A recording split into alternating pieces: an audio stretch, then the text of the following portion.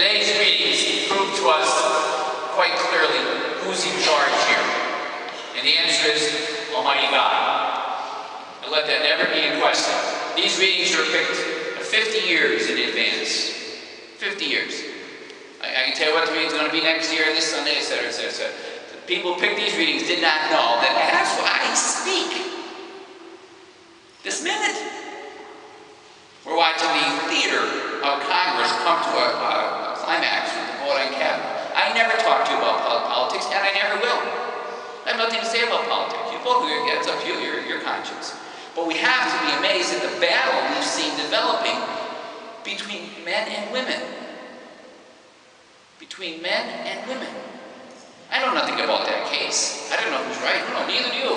We only know what we see on TV. We don't know the truth. But you have to be taken aback by the tension that apparently exists beyond what I know. And I don't go out there and date. You younger people do. I've talked to many of my female friends, including relatives. They're saying, absolutely, if they're on a first date with the man, they'd be afraid. What has happened?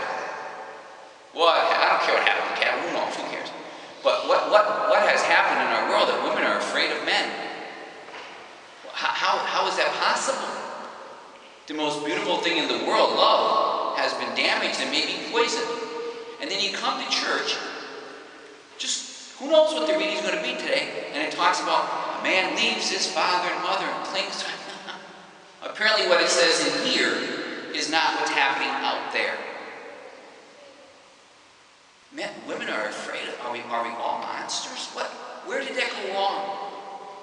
How can love and sex, the most beautiful things in the world, become weapons instead of gestures of love? Where did it go wrong? I don't even please. And you come to church and hear the exact opposite.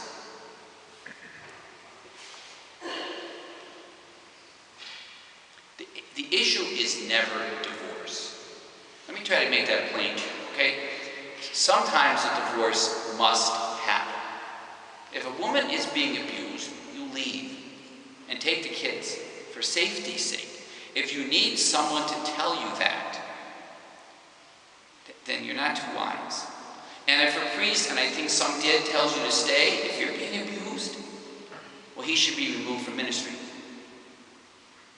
He should. The divorce between a husband and wife, that's not the biggest issue. The biggest issue is the divorce between mankind and God, which causes all the other problems. Most of us in this building right now, not younger, but are able to remember when everybody went to church. Now this is a big crowd of people, let's be honest, we draw a lot of people here. But it ain't that way elsewhere. People just don't go to church today. They just don't. And we ain't making it easy in our own church sometimes. Them's the facts. But as soon as we started getting away from God, then the other problems came in. If you go to a baseball game, there are rules. And there's umpires to enforce them. When it comes to love and sex, powerful forces, you need rules, or the forces go astray. And the rules are found here. Hopefully the minister or priest teaches them well. Hopefully the rabbi teaches them well. But once we started getting away from church as a society, then the problems come in. The problem of excess. I have one wife, well, that's good. Two can be better. It's called adultery. Very common. And you lose both, the wife and the mistress. Oh my. The problem is called pornography. She's beautiful. This one's even more beautiful. She never says no. She's a picture. They're perfect. Picture perfect thing. Look at that. And then men become addicted to that, and they never learn how to, the young kids become addicted to that, and they never learn how to love. And that poisons the well of love and sex. And the way back becomes hard to find. That's the real divorce, is man from God, not man from woman. The one causes the other. Faithful people know how to do those things. People who don't have faith struggle. Hansel and Gretel, I think it was, spread the seed on the ground on their way, and it got eaten up, and they lost their way back. I think it was Hansel and Gretel. We went astray, and now we're having trouble finding our way back to happy marriages, strong families, which will create stronger churches, We've lost our way. The way is right here.